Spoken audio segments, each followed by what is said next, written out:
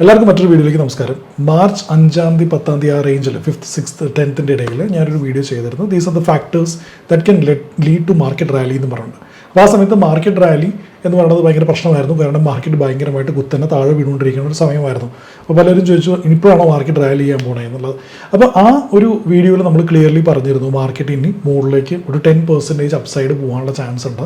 അപ്പോൾ ആ പറഞ്ഞതിൽ നിന്ന് എന്തൊക്കെയാണ് മാറ്റങ്ങൾ സംഭവിച്ചതെന്ന് മനസ്സിലാക്കാനും at the same time investors ഇനി ഈ ഒരു പോയിന്റ് ഇൻ ടൈമിൽ ഇപ്പോൾ ഇൻഡോ പാക് വാറുണ്ട്, പിന്നെ Q4 റിസൾട്ട്സ് വരാൻ പോകുന്നുണ്ട്, US-ൻ്റെ കാര്യങ്ങൾ അൺസർട്ടൺ ആണ് എന്നുള്ള സമയത്ത് നമ്മൾ ഇൻവെസ്റ്റേഴ്സ് എന്ത് ചെയ്യണമെന്നും മാർക്കറ്റ് ഏത് ഡയറക്ഷനിലേക്കാണ് ഹെഡ് ചെയ്യാൻ പോകുന്നത് എന്നുള്ളതിനെ കുറിച്ചുള്ളൊരു അനാലിസിസ് ആണ് ഈ വീഡിയോ എന്ന് പറയുന്നത്. എൻ്റെ പേര് തോമസ് എന്നാണ്. ഞാൻ ഇങ്ങനത്തെ ഫിനാൻഷ്യൽ കണ്ടന്റാണ് കൂടുതലും ചെയ്യുന്നത്. മ്യൂച്വൽ ഫണ്ട്, സ്റ്റോക്സ്, പിന്നെ ഇൻവെസ്റ്റ്മെൻറ്റ്സ്, പോഡ്കാസ്റ്റ്, ഓൺടർപ്രണർഷിപ്പ്, ബിസിനസ്, ഇതൊക്കെയാണ് കൂടുതലും നമ്മൾ ഈ ചാനൽ ചെയ്യുന്ന ടോപ്പിക് എന്ന് പറയുന്നത്. അതുകൊണ്ട് നിങ്ങളുടെ വെൽത്ത് ബിൽഡിംഗ് ജേർണിക്കകത്ത് ഈ ചാനൽ എന്താണെങ്കിലും നിങ്ങൾക്ക് യൂസ്ഫുൾ ആയിട്ട് തോന്നും. അതുകൊണ്ട് സബ്സ്ക്രൈബ് ചെയ്യുക. തൊട്ട് താഴെ ഈ ഡിസ്ക്രിപ്ഷനിൽ ഞാൻ ഒരു ലിങ്ക് കൊടുത്തിട്ടുണ്ട്. That is 15 minutes free meeting appointment with NIFM certified research analyst. ഒരു റിസർച്ച് അനലിസ്റ്റ് ആയിട്ട് നിങ്ങളുടെ 15 minutes അപ്പോയിൻമെൻറ്റ് ആണത്. നിങ്ങളൊരു സീരിയസ് ആയിട്ടൊരു ഇൻവെസ്റ്റർ ആണെങ്കിൽ ആ 15 minutes അപ്പോയിൻമെൻറ്റ് അവൈൽ ചെയ്യുക. In that you will get know more thing about your portfolios, എന്താണ് ഒരു റിയൽ ഇൻസൈറ്റ്സ്, കോസ്റ്റ് എങ്ങനെ റെഡ്യൂസ് ചെയ്യാം, ഇൻഡസ്ട്രി എക്സ്പോഷേഴ്സ് എങ്ങനെയാണ്, പല വെൽത്ത് ബിൽഡിംഗ് സ്ട്രാറ്റജീസ് നിങ്ങൾക്ക് 15 minutes ഡിസ്കസ് ചെയ്യാം. അതിൻ്റെ തൊട്ട് താഴെ തന്നെ വേറെയും കുറേ ലിങ്ക്സ് ഞാൻ കൊടുത്തിട്ടുണ്ട്. അത് നിങ്ങൾ സമയം കിട്ടുന്ന പോലെ സെൽഫ് എക്സ്പ്ലനേറ്ററി ആയിട്ടുള്ള ലിങ്ക്സ് ആണ്. Go through this and if you think that is useful, click on it. അപ്പോൾ straight away let's go to the video.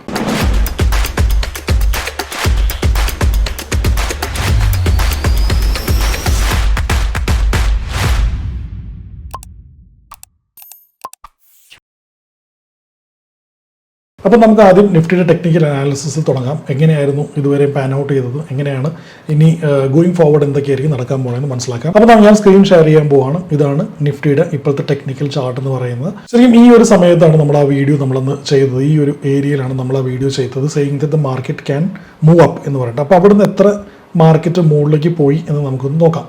Market ഇതുവരെ 11.7% ആണ് ഏറ്റവും കൂടുതൽ ഇൻക്രീസ് ചെയ്തിരിക്കുന്നത്. അത് ബ്രോഡർ മാർക്കറ്റിനെ കുറിച്ചാണ് പറയുന്നത്. അപ്പോൾ അത് കഴിഞ്ഞിട്ട് ഇപ്പോൾ മാർക്കറ്റ് വന്ന് നിൽക്കുന്ന ഒരു ടെക്നിക്കൽ ലെവൽസ് എന്ന് പറയുന്നത് 24,450 എന്ന് പറയുന്ന ഒരു ലെവൽസാണ്. നിങ്ങൾ ഈ വീഡിയോ ഫോളോ ചെയ്യുന്ന, ഈ ഒരു ചാനൽ ഫോളോ ചെയ്യുന്ന ഒരാളാണെങ്കിൽ ഈ 24,450 ലെവൽസിനെ കുറിച്ച് നമ്മൾ ആദ്യമേ ഡിസ്കസ് ചെയ്യുന്ന ഒരു ലെവൽസാണ്. ഇവിടെ വളരെ സ്ട്രോങ് ആയിട്ടൊരു റെസിസ്റ്റൻസ് മാർക്കറ്റ് കൊടുക്കുന്നുണ്ട്. ഇനി അതല്ലാതെ ഇപ്പോൾ ഇവിടുന്ന് താഴത്തേക്ക് മാർക്കറ്റിന് ഒരു ഡൗൺ ട്രെൻഡ് സെനേറിയോ വരുവാണെങ്കിൽ 23,720 എന്ന് പറയുന്നത് അനദർ ഭയങ്കരമായിട്ടുള്ളൊരു വലിയൊരു സപ്പോർട്ട് കൊടുക്കുന്ന ഒരു ലെവൽസാണ് മാർക്കറ്റിൽ. അവിടെ ഒരു സ്ട്രോങ് സപ്പോർട്ടാണ് നമുക്ക് ഇവിടെ ഈ ഒരു ലെവൽസിൽ കാണാൻ പറ്റുന്നത്. വിച്ച് മീൻസ് നമുക്ക് ഇത് കാണുമ്പോൾ തന്നെ നമുക്ക് വളരെ ക്ലിയർലി മനസ്സിലാവും മാർക്കറ്റ് ഒരു സൈഡ് വേ മൂവ്മെൻറ്റിലേക്കാണ് പോയിക്കൊണ്ടിരിക്കുന്നത് എന്നുള്ളത്. ഗോയിങ് ഫോർവേഡ് നമ്മൾ മിഡ് ക്യാപ്പിൻ്റെ പി, സ്മോൾ ക്യാപ്പിൻ്റെ പി, മൈക്രോ ക്യാപ്പിൻ്റെ പി, പിന്നെ നിഫ്റ്റിയുടെ പിയും കാര്യങ്ങളൊക്കെയാണ് ഇപ്പോൾ കമ്പയർ ചെയ്യാൻ പോകുന്നത്. അങ്ങനെ നോക്കുമ്പോൾ മാർക്കറ്റ് ഇപ്പോൾ എക്സ്പെൻസീവ് ആണോ എന്ന് മനസ്സിലാക്കാം. എവിടെയാണ് ഇപ്പോൾ മാർക്കറ്റ് എത്തി നിൽക്കുന്നത്, ഇനി ഗോയിങ് ഫോർവേഡ് എന്താണെന്ന് മനസ്സിലാക്കാൻ വേണ്ടി പി വലിയൊരു ഫാക്ടറായിട്ട് നമുക്ക് നോക്കാം. അപ്പോൾ നിഫ്റ്റി 50-ൻ്റെയാണ് നമ്മൾ ആദ്യം പി നോക്കാൻ പോകുന്നത്. ഇതാണ് നിഫ്റ്റി 50-യുടെ സ്ക്രീനേഴ്സ് ചാർട്ട് എന്ന് പറയുന്നത്. ഇതിനകത്ത് നമ്മൾ നോക്കുകയാണെങ്കിൽ കറണ്ട് പി എന്ന് പറയുന്നത് 22 ആണ്. ഓക്കെ, നമ്മൾ അന്നത്തെ പി സംസാരിച്ചത് ഇപ്പോൾ എന്താണെന്നുള്ളത് അവിടെ നിങ്ങളൊന്ന് പോയി ചെക്ക് ചെയ്യുക. പി റേഷ്യോ എടുക്കുക, 10 years എടുക്കുക. നമുക്ക് അതിൻ്റെ ആവറേജ് പി എന്ന് പറയുന്നത് 23 ആണ്. അപ്പോൾ നമ്മൾ ഇപ്പോൾ 22-ലാണ് നിൽക്കുന്നത്. 10 yearsൻ്റെ ആവറേജ് പി എന്ന് പറയുന്നത് 23 ആണ്. ഇനി ഏറ്റവും മാക്സിമം പോയെടുത്ത ആവറേജ് പി എത്രയാണെന്ന് നോക്കാം, 21 ആണ്. അപ്പോൾ 23 എന്ന് പറയുന്നത് 10 yearsൻ്റെ should be the right calculation. Because 10 years ആണ് എപ്പോഴും ഒരു സെൻറ്റിമെൻറ്റിൻ്റെ ഫേവറബിൾ ആയിട്ട് വർക്ക് ചെയ്യുന്നത്. കാരണം 23.5 എന്ന് പറയുമ്പോൾ we can say that the broader market it still under valued എന്ന് വേണമെങ്കിൽ കൺക്ലൂഡ് ചെയ്യാം. താഴെ നിങ്ങൾ കമൻറ്റ് ബോക്സിൽ കമൻറ്റ് ചെയ്യുക നിങ്ങൾക്ക് എന്താണ് തോന്നുന്നത് എന്നുള്ളത്. അതുപോലെ തന്നെ നിങ്ങൾ ഈ വീഡിയോ ഇതുവരെ കണ്ടിട്ടുണ്ടെങ്കിൽ I M pretty sure that you like the video. If you like the video, go ahead and click the like button so that this may reaches maximum number of people. They can also watch what we are up to. At the same time, it also gives me motivation to do more content for you. അപ്പോൾ നമുക്ക് ഇത് കഴിഞ്ഞിട്ട് ഇനി Nifty small cap 250 എടുത്ത് നോക്കാം. നമുക്ക് small cap എപ്പോഴും ഒരു ഹോട്ട് സാധനമാണല്ലോ, എല്ലാവർക്കും അറിയാൻ ആഗ്രഹം സ്മോൾ ക്യാപ്പാണ്. ഇപ്പോൾ പി എന്ന് പറയുന്നത് 30-ലാണ് നിൽക്കുന്നത്. അന്നത്തെ പി എടുത്ത് നോക്കണമെങ്കിൽ ആ വീഡിയോ എടുത്ത് കാണണം. പി റേഷ്യോ എന്ന് പറയുന്നത് 10 yearsൻ്റെ പി റേഷ്യോ എന്ന് പറയുന്നത് 29-ലാണ്. അപ്പോൾ ഏകദേശം പി പെർ ബേസിസിൽ മാത്രം സംസാരിക്കുകയാണെങ്കിൽ small cap almost equally valued ആണെങ്കിൽ വേണം നമുക്ക് ആർഗ്യൂ ചെയ്യാം. ഇനി നമുക്ക് നിഫ്റ്റി മിഡ് ക്യാപ്പ് എടുക്കാം, മിഡ് ക്യാപ്പ് 150 എടുക്കാം, കുറച്ചും കൂടി ബ്രോഡർ മാർക്കറ്റ് കൺസിഡർ ചെയ്യാൻ വേണ്ടിയിട്ട്. അപ്പോൾ നിഫ്റ്റി മിഡ് ക്യാപ്പ് 150-യുടെ പി എന്ന് പറയുന്നത് 34 ആണ്. 10 ഇയേഴ്സിൻ്റെ ടൈം ഹൊറൈസൺ എടുക്കുമ്പോഴത്തേക്കും അതിൻ്റെ 27 ആണ്. അപ്പോൾ നിഫ്റ്റി മിഡ് ക്യാപ്പിന് ശരിക്കും ഒരു ഓവർ വാല്യുവേഷൻ ഇപ്പോഴും ഉണ്ട് എന്നുള്ളതാണ് നമുക്ക് മനസ്സിലാക്കാൻ പറ്റുന്നത്. അപ്പോൾ നിങ്ങളെല്ലാവരും മിഡ് ക്യാപ്പിൽ ഇൻവെസ്റ്റ് ചെയ്ത ആൾക്കാരാണെങ്കിൽ it is time for you to check what sort of mid cap are you in. ആ ഫണ്ട്സിന് കൂടുതൽ അനാലിസിസ് മനസ്സിലാക്കി തോട്ട്ഫുൾ ആയിട്ടുള്ള വെൽത്ത് മാനേജ്മെന്റ് ഡിസിഷൻസ് എടുക്കാൻ പറ്റിയ സമയമാണ് മിഡ് ക്യാപിൻ്റെ സ്പേസിൽ നിന്ന്. അതിനുവേണ്ടി താഴെ നമ്മുടെ സർട്ടിഫൈഡ് ആയിട്ടുള്ള റിസർച്ച് അനലിസ്റ്റ് ആയിട്ട് മീറ്റ് ചെയ്യുക. ഇനി അവരുടെ അടുത്ത് മീറ്റ് ചെയ്യുമ്പോഴത്തേക്കും ഇങ്ങനത്തെ റിപ്പോർട്ട്സ് നമുക്ക് തരും. അതായത് ഇപ്പോൾ സ്മോൾ ക്യാപ്പ് ആണെങ്കിലും മിഡ് ക്യാപ്പ് ആണെങ്കിലും ഏത് ഫണ്ട്സാണ് ഏറ്റവും നന്നായി പെർഫോം ചെയ്യുന്നത്, എന്തൊക്കെ രീതിയിലൊരു ഫണ്ടിനെ അനാലിസ് ചെയ്യാം എന്നുള്ള കാര്യങ്ങളും അതിനകത്ത് അവർ പറഞ്ഞു തരുന്നതായിരിക്കും. ഇനി മിഡ് ക്യാപ്പ് കഴിഞ്ഞു, അപ്പോൾ നമ്മൾ സ്മോൾ ക്യാപ്പ് എടുത്തു, ഇനി മൈക്രോ ക്യാപ്പ് എടുക്കാം. Nifty micro cap 250. Okay, Nifty micro cap എന്നുള്ളത് എൻ്റെ ഒരു പോയിന്റിൽ ഇത് വലിയൊരു മെഷറാണ്. കാരണം മൈക്രോ ക്യാപ്പിൻ്റെ performance is very very important as far as market is concern. 10 ഇയേഴ്സിൻ്റെ പി നമ്മൾ എടുത്തു നോക്കുകയാണെങ്കിൽ ഇതിനകത്ത് ക്ലിയർലി മനസ്സിലാക്കാൻ പറ്റും 29, അത് 30ലാണ് നമ്മൾ 10 ഇയേഴ്സിൻ്റെ പി നിൽക്കുന്നത്. ആൻഡ് ഇപ്പോഴത്തെ പി മൈക്രോ ക്യാപ്പിൻ്റെ 22 ആണ്, which is very very reasonably valued.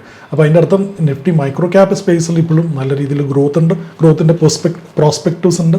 പക്ഷേ മിഡ് ക്യാപ്പിൻ്റെ സ്പേസിൽ നമ്മൾ കുറച്ച് ഓവർ വാല്യൂവേറ്റഡ് സിറ്റുവേഷനാണ് നിൽക്കുന്നത്. സ്മോൾ ക്യാപ്പിലും ചെറുതായിട്ട് അണ്ടർ വാല്യൂഡ് തന്നെയാണ്. പക്ഷേ നമ്മൾ നിഫ്റ്റി ബ്രോഡർ മാർക്കറ്റിൽ നിഫ്റ്റി ശരിക്കും പറഞ്ഞൊരു കമ്പാരിസണേ അല്ല എൻ്റെ ഒരു അഭിപ്രായത്തിൽ.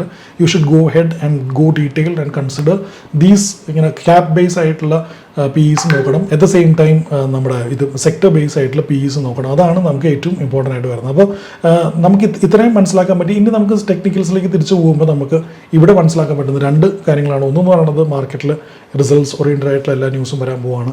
ഇന്ത്യ പാകിസ്ഥാൻ വാർ ബേസ് ആയിട്ടുള്ള എല്ലാ ന്യൂസും വരാൻ പോകുന്നത്. Uncertainties looming all across. അതുകൊണ്ട് തന്നെ 24,500 അല്ലെങ്കിൽ 24,450 ലെവൽസ് എന്ന് പറയുന്നത് വളരെ ക്രിട്ടിക്കലാണ്.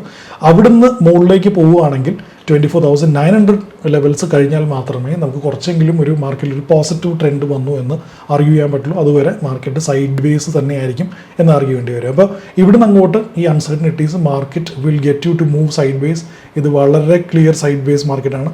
അത് തന്നെ കണ്ടിന്യൂ ചെയ്യാനുള്ള പ്രോബിലിറ്റി വളരെ കൂടുതലാണ്. അതിൻ്റെ അർത്ഥം മാർക്കറ്റ് ഒരു നെഗറ്റീവ് സോണാണ് എന്നുള്ളത് തന്നെയാണ്. കാരണം ടൈം കറക്ഷൻ എന്ന് പറഞ്ഞൊരു പോയിന്റാണ് ഇവിടെ വരുന്നത്. ടൈം കറക്ഷൻ എന്ന് പറയുന്നത് മാർക്കറ്റ് കുറേ നാളായിട്ട് അനങ്ങാതെ നിൽക്കുമ്പോൾ അതിനെയും ഒരു കറക്ഷൻ എന്ന് വിളിക്കും. അപ്പോൾ നമ്മൾ ഗോ ത്രൂ ചെയ്യാൻ പോകുന്ന ഒരു ടൈം കറക്ഷനിലൂടെ ആയിരിക്കും. നമ്മൾ ഓൾറെഡി ഒരു ടൈം കറക്ഷനിലാണ് നിൽക്കുന്നത്. അത് കുറച്ചും കൂടി എക്സ്റ്റെൻഡ് ചെയ്യാനുള്ള ചാൻസ് ഉണ്ട്. അതിന് വേണ്ടി നമ്മൾ ഇൻവെസ്റ്റേഴ്സ് എന്നുള്ള രീതിയിൽ ചെയ്യേണ്ടത് 2 കാര്യമാണ്. ഒന്ന്, നമ്മുടെ SIPസിൻ്റെ എമൗണ്ട് കൂട്ടുക എന്നുള്ളതാണ്.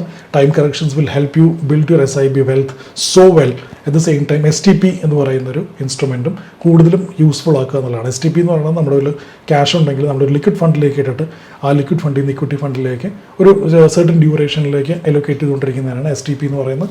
ആ ഒരു ടൂള് ഈ ഒരു മാർക്കറ്റ് സിറ്റുവേഷനിൽ നമ്മൾ യൂസ് ചെയ്യുക. അപ്പോൾ ഇത്രയും കാര്യങ്ങളാണ് ഇന്നത്തെ വീഡിയോയിൽ ഷെയർ ചെയ്യാമെന്ന് വിചാരിച്ചത്. Thank you so much for watching this video. Until and unless we come next time with another informative video, Thomas Berg is signing off. Bye-bye.